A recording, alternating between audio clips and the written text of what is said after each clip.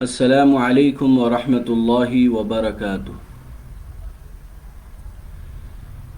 آج میں آپ حضرات کے سامنے ان جانوروں کے بارے میں وضاحت کر دینا چاہتا ہوں جن کی قربانی درست نہیں ہے۔ بہت سے لوگ یہ سوال کرتے ہیں کہ جانوروں میں ایسا زخم پایا جائے کہ جو جانور کے اندر عیب پیدا کر دے، تو پھر اس جانور کی قربانی کا کیا حکم ہے؟ اس سلسلے میں ایک اصول یاد رکھنا چاہیے کہ جانور کے اندر ہر ایسا عیب جو اس کی جمال اور منفعت کو ختم کر دے تو اس جانور کی قربانی درست نہیں ہے۔ میں مثال دے کر سمجھاتا ہوں۔ جیسے سنگ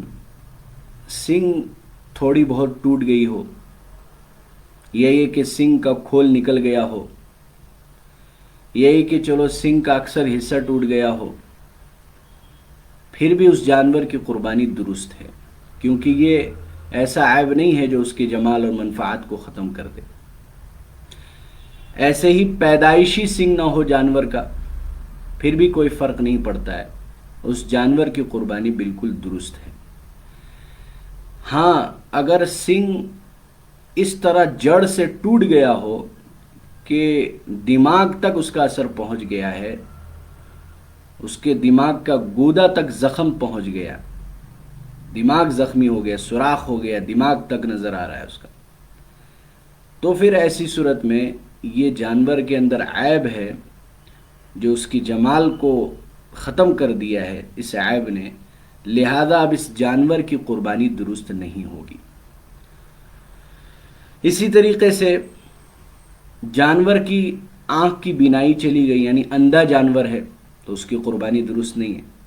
اگر تھوڑی بہت بینائی کمزور ہوئی ہے تب تو اس کی قربانی درست ہے، لیکن اکثر بینائی کمزور ہو گئی یا یہ کہ بالکل اندھا ہو گیا جانور، تو اس کی قربانی درست نہیں ہے۔ ایسے ہی زبان کٹ گیا ہے جانور کا، تو اب یہ دیکھا جائے گا کہ وہ خود سے چارہ کھا سکتا ہے یا نہیں۔ اگر وہ خود سے چارہ کھا سکتا ہے تو پھر اس کی قربانی درست ہے، اور اگر خود سے چارہ نہیں کھا سکتا ہے تو اس جانور کی قربانی درست نہیں ہے۔ اسی طریقے سے کان کٹ گیا ہو، بہت سے لوگ یہ سوال کرتے ہیں، تو اس میں مسئلہ یاد رکھنا چاہیے کہ اگر تھوڑا بہت کٹا ہے تب تو اس سے کوئی فرق نہیں پڑے گا، جانور کی قربانی درست ہے، لیکن اکثر حصہ کان کا کٹ گیا ہے تو پھر یہ جانور کے اندر عیب ہے، ایسے جانور کی قربانی درست نہیں ہے۔ دم کا بھی یہی مسئلہ ہے، دم اگر تھوڑا بہت کٹ گیا ہو تو اس سے کوئی فرق نہیں پڑے گا، جانور کی قربانی درست، لیکن اگر اکثر حصہ دم کا کٹ گیا تو پھر اس دم کی قربانی اس جانور کی قربانی درست نہیں ہوگی۔ بانج عورت کی قربانی، بانج جو جانور ہے، یعنی ایسا جانور جس کے اندر بچہ جننے کی صلاحیت نہ ہو، تو ایسے بانج جانور کی قربانی بالکل درست ہے، اس میں کوئی مسئلہ نہیں ہے۔ لنگڑا جانور، مانے آپ نے جانور خرید کر لایا اور جانور کسی طریقے سے لنگڑا ہو گیا، ایک پاؤں سے لنگڑا ہو گیا، زخم آ گیا، بہت سے لوگ کے گھر میں یہ معاملہ پیش آتا ہے، تو سوال کرتے ہیں کہ اس جانور کی قربانی درست ہے یا نہیں۔ تو دیکھیے، اس میں یہ مسئلہ یاد رکھے کہ اگر وہ 3 پاؤں صحیح سالم ہے اس کے، اور 3 پاؤں کے سے وہ چلتا ہے، اور چوتھا پاؤں جو زخمی پاؤں ہے اس پاؤں کو زمین پر بالکل نہیں ٹیکتا ہے، زمین پر بالکل نہیں رکھتا ہے، چوتھے پاؤں سے سہارا بالکل نہیں لیتا ہے، تو پھر یہ جانور کے اندر عیب ہے، اب اس کی قربانی درست نہیں ہے۔ لیکن اگر چوتھا پاؤں وہ تھوڑا بہت رکھ لیتا ہے، زمین پر سہارا لے لیتا ہے چوتھا پاؤں سے چلتے وقت، تو پھر اس جانور کی قربانی درست ہوگی۔ ایسا دبلا پتلا جانور جس کے ہڈیوں میں بالکل گودا ہی نہ ہو، تو ایسے جانور کی قربانی بھی درست نہیں ہے۔ جانور خریدنے کے بعد اس کی اچھی طرح دیکھ بھال کرنا چاہیے، کیونکہ اگر جانور خریدنے کے بعد اگر جانور کے اندر عیب پایا گیا، ایسا عیب پایا گیا جو اس کی جمال و منفعت کو ختم کر دے، تو پھر اس جانور کی قربانی درست نہیں ہوتی ہے۔ اگر عیب پایا گیا تو پھر واجب ہو جاتی ہے کہ دوسرا جانور خریدے اور پھر دوسرا جانور قربانی کرے۔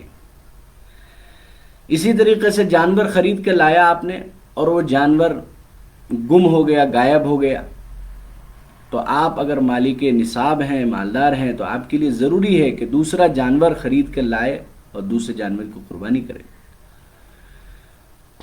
اسی طریقے سے جانور خرید کے لایا اور جانور مر گیا، تو پھر ایسی صورت میں بھی واجب ہے کہ دوسرا جانور خرید کے لائے اور جانور کی قربانی کرے۔ یہ حکم صاحب نصاب کے لیے ہے۔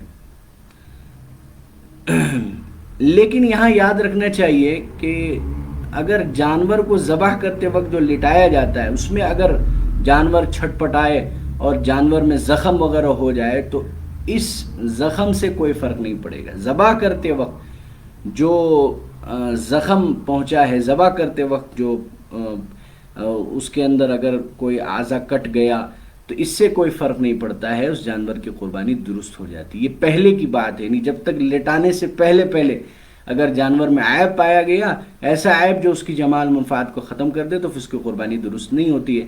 لیکن لٹاتے وقت اگر کوئی عیب پایا گیا تو اس عیب سے کوئی فرق نہیں پڑے گا، اس کی قربانی درست ہو جائے گی۔ اب میں ایک مسئلہ بتا دوں کہ جانور کے سارے اعضا حلال ہے اور اس کا کھانا درست ہے، سوائے 7 اعضا کے۔ 7 چیزیں ایسی ہیں جانوروں میں جن کا کھانا درست نہیں ہے۔ سب سے پہلے نر جانور کا شرمگاہ، دوسرا مادہ جانور کا شرمگاہ، اور تیسرا خصیتین، جو مرد کا 2 گولا ہوتا ہے شرمگاہ کے نیچے، وہ یہ 3 ہو گیا۔ اور چوتھا خون، دم مسفوح، جو جانور کو ذبح کرتے وقت جو خون نکلتا ہے اس کو دم مسفوح کہا جاتا ہے۔ اس خون کو بھی جو ہے مٹی میں دفن کر دینا چاہیے، یا یہ کہ اس کو جو ہے نالا میں بہا دینا چاہیے۔ اس خون کو کھانا بھی درست نہیں ہے۔ یہ 4 ہو گیا۔ اسی طریقے سے مثانہ، پیشاب کی جو تھیلی ہوتی ہے اس کا کھانا بھی درست نہیں۔ اور اسی طرح پت جو ہوتا ہے اس کا کھانا بھی درست نہیں ہے۔ 6 ہو گیا۔ اور 7ویں نمبر پر ہے غدود جو ہوتا ہے، یہ پیچھے جانور کے پیچھے ریڑھ کی ہڈی کے بیچوں بیچ یہ سفید ہوتا ہے، جس کو حرام مغز بھی کہتے ہیں۔ یہ جانور کے ریڑھ کی ہڈی کے بیچوں بیچ سفید گودا ہوتا ہے، حرام مغز ہوتا ہے، تو اس کو نکالنا ضروری ہوتا ہے، وہ بھی کھانا درست نہیں۔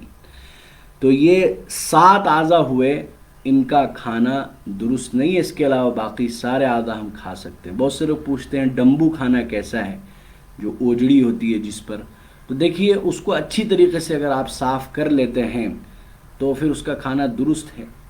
لیکن یاد رکھیں کہ بدبو وغیرہ نہ آئے، کیونکہ اچھی طریقے سے اگر آپ صاف کر لیتے ہیں، بدبو وغیرہ نہیں آئے تو آپ کھا سکتے ہیں۔ لیکن اگر بدبو وغیرہ آ رہا ہے تو پھر اس کا کھانا بھی مکروہ ہے۔ اس کا خاص خیال رکھنا چاہیے کہ صفائی ستھرائی کے ساتھ اگر آپ اوجڑی بنا سکتے ہیں، ڈمبو بنا سکتے ہیں، تو پھر اس کو کھا سکتے ہیں۔ کچھ ذبح کے مسائل آپ حضرات کے سامنے رکھ دوں کہ دیکھیے، جانور کو ذبح کرنے سے پہلے آپ چھری کو اچھی طریقے سے تیز کر لیجئے، کیونکہ اگر آپ کی چھری تیز نہیں رہی تو اس سے جانور کو بہت زیادہ تکلیف ہوگی۔ تو کم سے کم تکلیف میں جانور ذبح ہو، اس کے لیے چھری اچھی طریقے سے تیز کر لینا چاہیے۔ اور جس کے نام سے قربانی ہو رہی ہے وہ خود اپنے ہاتھوں سے ذبح کرے تو یہ زیادہ اچھا ہے۔ اور اگر نہیں ذبح کر سکتا، کوئی دوسرا کر رہا ہے، تو کم سے کم اپنی قربانی کے ذبح کرتے وقت وہ سامنے کھڑا رہے۔ دوسرا کر رہا ہے تو کم سے کم وہ سامنے کھڑا رہے، یہ اچھا ہے۔ ذبح کرتے وقت اللہ کا نام لینا ضروری ہے، بسم اللہ پڑھنا ضروری ہے۔ اگر بسم اللہ نہیں پڑھا گیا تو جانور حلال نہیں ہوگا۔ بسم اللہ پڑھنا ضروری، اللہ کا نام لینا ضروری۔ اور وہ دعا آتی ہے انی وجہت وجہی للذی فطر السماوات والارض حنیفا وما انا من المشرکین ان صلاتی ونسکی ومحیای ومماتی للہ رب العالمین لا شریک لہ وبذلک امرت وانا اول المسلمین۔ یہ دعا پڑھنا سنت ہے، واجب ضروری نہیں ہے، بہتر ہے کہ پڑھ لے، دیکھ کے پڑھ سکتا ہو تو دیکھ کے پڑھ لے۔ جب بسم اللہ اللہ اکبر کر کے ہم ذبح اچھا ذبح کرنے والے کا بسم اللہ پڑھنا ضروری ہے، پکڑنے والے کا بسم اللہ پڑھنا کافی نہیں ہوگا، یاد رکھے۔ بہت مطلب ذبح کرنے والا خود بسم اللہ پڑھے، اگر ذبح کرنے والے نے بسم اللہ پڑھنا بھول گیا اور پکڑنے والے نے بسم اللہ پڑھا تھا تب بھی حلال نہیں ہوگا، ذبح کرنے والے کا بسم اللہ پڑھنا ضروری ہے۔ اچھا ذبح جب ہم کریں گے، ذبح کرنے کے بعد جس کی طرف سے یہ قربانی اس کا نام لے لیں، اللہم تقبل من، جیسے احمد کے نام سے تو اللہم تقبل من احمد، من کے بعد اس کا نام لے لے، کما تقبلت من حبیبی کا محمد و خلیلی کا ابراہیم علیہ السلام۔ یہ پڑھ لیں تو اچھا ہے، نہیں تو بس دل سے نیت کر لیں کہ فلاں کی قربانی ہے تب بھی کافی ہو جائے گا، یا اردو ہی میں کہہ لیں کہ یہ قربانی محمد کی طرف سے ادا کی گئی ہے، یا کہ احمد کی طرف سے ادا کی گئی، یعنی جس کی بھی طرف سے ادا کرے اس کا نام لے لے تب بھی کافی ہے۔ جانور جب اچھی طریقے سے ٹھنڈا ہو جائے، اس کی روح نکل جائے، تب اس کے بعد ہم اس کے کھال نکالنا شروع کریں۔ یہ نہ ہو کہ جانور ابھی تڑپ رہا ہے ہم فوراً جو ہے کھال نکالنا شروع کر دے تو اور زیادہ جانور کو یہ تکلیف پہنچانا ہوگا، اس لیے جانور کی روح اچھی طریقے سے جب نکل جائے پھر اس کے بعد جو ہے ہم کھال نکالنا شروع کریں۔ دیکھیے جانور کا جو گردن میں جو رگ ہوتا ہے نا، یہ چار رگیں ہوتی ہیں، چار رگیں ہوتی ہیں۔ ایک تو کھانے کی نلی، دوسرے یہ ہے کہ سانس کی نلی، اور دو جو ہے خون کی نلی ہوتی ہے۔ تو ان چار رگوں میں سے 3 رگ کا کٹنا ضروری ہے، کم سے کم 3 رگ کا کٹ، بہتر ہے کہ چاروں رگ کاٹ دے، اور نہیں تو کم سے کم 3 رگ کا کٹنا ضروری ہے، تبھی جانور حلال ہوگا۔ اس کا خاص کر ذبح کرتے وقت خیال رکھنا چاہیے۔ بس ہلکا سا ہم نے اوپر سے پھیر دیا اور 2 ہی رگ کٹا، ابھی تیسرا رگ نہیں کٹا، 3 رگ نہیں کٹا تو پھر جانور حلال نہیں ہوگا، 3 رگ کٹنا ضروری ہے۔ اچھی طریقے سے نہیں کاٹنا چاہیے، 4 رگ کٹ جائے تو اچھا ہے، اور بالکل یا پورا گردن کاٹ دینا شروع میں یہ اچھا نہیں ہے۔ 3 رگ کم سے کم کٹے، زیادہ سے زیادہ 4 رگ کٹ جائے تو اچھا ہے، اس کا خاص کر خیال رہے۔ بہرحال یہ جانور کے ذبح کے چند مسائل تھے جو میں نے آپ حضرات کے سامنے رکھ دیے۔ اللہ تعالی ہمیں عمل کی توفیق نصیب فرمائے۔ اب آج کے سوالات آپ حضرات کے سامنے میں پڑھ کے سناتا ہوں۔ آج کے ڈیٹ میں اگر کسی کے پاس 1 تولہ سونا اور 90,000 کیش ہو تب بھی قربانی کرنا ضروری ہے؟ جی ہاں، قربانی کرنا ضروری ہے۔ کیا قربانی کی دعا پڑھنا ضروری ہے، اور کیا حافظ یا مولانا سے قربانی کروانا ضروری ہے؟ دیکھیے قربانی کی جو دعا ہے انی وجہت والی، یہ پڑھنا ضروری تو نہیں ہے لیکن مسنون ہے، پڑھ لے تو اچھا ہے، لیکن بسم اللہ اللہ اکبر پڑھنا یہ ضروری ہے۔ حافظ یا مولانا سے قربانی کروانا یہ ضروری نہیں ہے، جس کے نام سے قربانی ہو رہی وہ خود اپنے ہاتھوں سے ذبح کرے تو یہ زیادہ اچھا ہے۔ کیا مرحوم کے نام سے قربانی کرنے سے ثواب ملتا ہے؟ بالکل ملتا ہے، اگر آپ مرحوم کے نام سے قربانی کریں گے تو اس کا ثواب مرحوم کو ملے گا، لیکن آپ کے اوپر اگر واجب ہے پہلے تو آپ اپنے نام سے کریں گے۔ ہاں نیت کر لے کہ مرحوم کو ثواب پہنچ جائے تو ان کو ثواب مل جائے گا، آپ کی طرف سے فریضہ ادا ہو جائے گا، یا یہ کہ الگ سے دوسرا جانور لائے ان کو مرحوم کے نام پہ وہ نفلی قربانی کے طور پہ کر دے تو مرحوم کو قربانی کا ثواب بھی مل جائے گا۔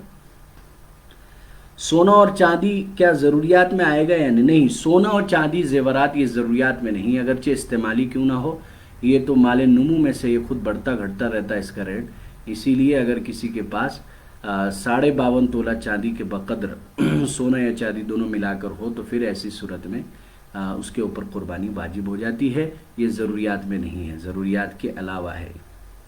پیدائشی طور پہ سنگ نہ ہو تو اس کی قربانی کیسی؟ اس کی قربانی درست نہیں، اس کی قربانی درست ہے، جو میں نے ابھی تفصیل بتلائی کہ پیدائشی سنگ نہ ہو تو اس کی قربانی درست ہے، یہ عیب نہیں، بالکل جائز ہے۔ کیا مسجد میں عید کی نماز نہ پڑھا کر کسی کے کمپاؤنڈ میں عید کی نماز پڑھا سکتے ہیں؟ یہ اصل میں ایک امام صاحب نے سوال کیا تھا۔ دیکھیے تو اس کا جواب یہ ہے کہ مسجد میں کم سے کم جو اندر رہتے ہیں امام مؤذن، یہ لوگ تو اندر ہی عید کی نماز پڑھیں۔ مسجد میں بالکلیہ نماز چھڑوا دینا یہ مناسب نہیں ہے۔ اندر جو لوگ ہیں 4-5 لوگ، یہ مل کے عید کی نماز پڑھ لیں۔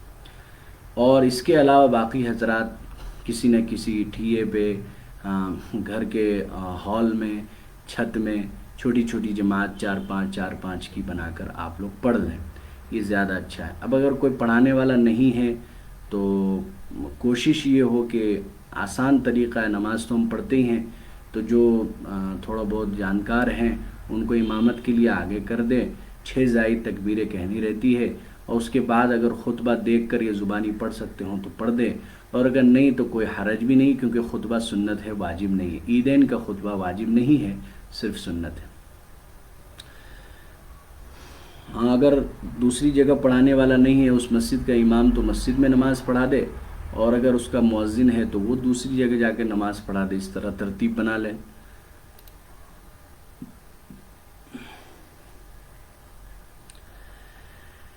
کیا عید کی نماز روم میں پڑھ سکتے ہیں؟ یعنی گھر کے روم میں پوچھ رہے ہیں۔ ہاں پڑھ سکتے ہیں، دروازہ کھلا ہو، اگر آس پاس کے ایک آدھ لوگ آنا چاہتے ہوں تو ان کو آنے کی بھی اجازت ہو تو آپ پڑھ سکتے ہیں، 4-5 افراد مل کر، اس میں کوئی حرج نہیں ہے۔ لیکن کسی بھی جگہ زیادہ بھیڑ جمع کرنا یہ بالکل مناسب نہیں ہے۔ اس وقت حکومت کی طرف سے بھی اجازت نہیں ملی، اس لیے اس کا خاص کر خیال رہنا چاہیے۔ قربانی کے جانور کو کتا کاٹ لیا اس کے کان میں تو کیا حکم ہے؟ قربانی کرنے کے لیے چاقو کیسی ہونی چاہیے؟ قربانی کرنے کے لیے چاقو تو تیز ہونی چاہیے، خاص کوئی مخصوص حید اور شکل والی تو چھری نہیں ہے، لیکن جو بھی چھری ہو تیز چھری ہو۔ اور کتا اگر کاٹ لے کان میں، اور کیسا کاٹا ہے یہ دیکھا جائے گا۔ اگر تھوڑا بہت کاٹا ہے، زخم وخم کیا ہے صرف، تب تو اس کی قربانی درست ہے، اس سے کوئی فرق نہیں۔ لیکن اگر کاٹ کر بالکل کان علیحدہ کر دیا، الگ کر دیا ہے، تو کان کتنا کٹا ہے یہ دیکھا جائے گا۔ تھوڑا بہت کٹا ہے تب بھی اس کی قربانی درست، لیکن زیادہ کٹ گیا ہے کان تو پھر اس کی قربانی درست نہیں ہے، دوسرا جانور لے کے قربانی کرنا پڑے گا۔ اگر کسی کے گھر میں کچھ لوگ جمع ہو کر عید کی نماز ادا کرے پھر قربانی کر لے تو کیا درست ہے؟ حالانکہ اس وقت تک کسی مسجد میں نماز نہ ہوئی ہو، اس وقت تک کسی مسجد میں نماز نہ ہوئی ہے۔ دیکھیے اس کا جواب یہ ہے کہ کہیں بھی آپ جمع ہو کر عید کی نماز پڑھ لیں گے شہر میں تو پھر آپ کو کے لیے قربانی جائز ہے۔ یعنی شہر میں کسی جگہ بھی اگر قربانی کر لی گئی، کسی جگہ بھی اگر قربانی کر لی گئی تو پھر یہ درست ہو جاتی ہے۔ یعنی شہر میں اگر کسی جگہ بھی نماز عید الاضحیٰ ادا کر لی گئی تو شہر کے کسی بھی حصے میں آپ کے لیے قربانی کرنا درست ہو جائے گا۔ اب یہ مخصوص کسی مسجد میں نماز کا انتظار نہیں کریں گے کہ مسجد میں نماز ہوئی ہے یا نہیں ہوئی ہے، اس کا بالکل لیا جو ہے ہم انتظار نہیں کریں گے۔ کیا قربانی کے دن صبح سے کچھ نہیں کھانا چاہیے؟ بہتر ہے کہ صبح سے کچھ نہ کھائے۔ ان لوگوں کے لیے جن کے نام سے قربانی ہو رہی ہے، اپنی قربانی کے گوشت سے اس دن کھانے کا آغاز کرے تو یہ زیادہ اچھا، لیکن یہ واجب فرض نہیں ہے۔ پانی وغیرہ پی سکتے ہیں، کوئی روزہ نہیں ہے، لیکن بہتر ہے کہ اپنے قربانی کے گوشت سے اس دن کھانے کا آغاز کریں۔ حج پر جانے والے کتنی قربانی کریں؟ حج پہ جانے والے 2 قربانی کریں گے اگر مالک نصاب ہے تو۔ ایک تو حج کی قربانی جو واجب ہے یا حج کا رکن ہے، اور عید الاضحیٰ کی قربانی اگر مالک نصاب ہے تو ہر شخص کو کرنا ہے ہر سال، تو حج پہ جانے والے اس سال بھی عید الاضحیٰ کی قربانی کریں گے۔ حج کی قربانی تو حرم کے اندر ہی ہوگا، لیکن عید الاضحیٰ کی قربانی یہ وہاں بھی کر سکتے یا اپنے علاقے میں بھی کسی سے کہہ دے کروا لیں، لیکن 2 قربانی واجب ہوگی، یہ یاد رکھنا چاہیے۔ بہرحال یہ چند سوالات تھے جو آپ حضرات کے سامنے رکھ دیے گئے۔ اللہ تعالی ہمیں ان مسائل کو سمجھ کر ادا کرنے کی توفیق، سمجھ کر ادا کرنے کی توفیق نصیب فرمائے۔ ایک سوال آیا کمنٹ میں، مرحوم کے نام پر کی ہوئی قربانی کا گوشت ہر کوئی کھا سکتا ہے جبکہ کسی مولوی نے کہا کہ پورا صدقہ کرنا پڑے گا؟ ایسا نہیں ہے، مرحوم کی طرف سے کی ہوئی قربانی کا گوشت بھی ہر کوئی کھا سکتا ہے، ضروری نہیں کہ وہ صدقہ ہی کرے۔ دیکھیے قربانی کا گوشت یہ صدقے کا نہیں ہوتا ہے، قربانی کا گوشت یہ حلال ہوتا ہے، یہ مسلمان بھی کھا سکتا ہے، غیر مسلم بھی کھا سکتا ہے، مالدار بھی کھا سکتا ہے، غریب بھی کھا سکتا ہے، ہر کوئی کھا سکتا ہے۔ قربانی کا گوشت بالکل جائز اور درست ہے۔ بس اب تفسیری سلسلہ یہیں پر ختم ہوتا ہے۔ مسلسل 9 دنوں سے تفسیری سلسلہ جاری رہا، آپ حضرات نے سماعت فرمائی پابندی کے ساتھ۔ اللہ آپ حضرات کو بھی جزائے خیر عطا فرمائیں۔ دعا کریں کہ اللہ تعالی ہم سب کو اخلاص کے ساتھ احکام میں قربانی کو سمجھ کر اچھی طریقے سے قربانی کرنے کی توفیق نصیب فرمائیں، آمین۔ اب اگر آپ حضرات کو سوالات کرنے ہوں تو آپ حضرات مجھ سے براہ راست فون پر یا یہ کہ واٹس ایپ میں یا پرسنل میسج بھی کر سکتے ہیں۔ انشاءاللہ آپ حضرات کے جوابات ہم مکمل دینے کی کوشش کریں گے۔ اللہ تعالی ہمیں عمل کی توفیق نصیب فرمائے، آمین۔ السلام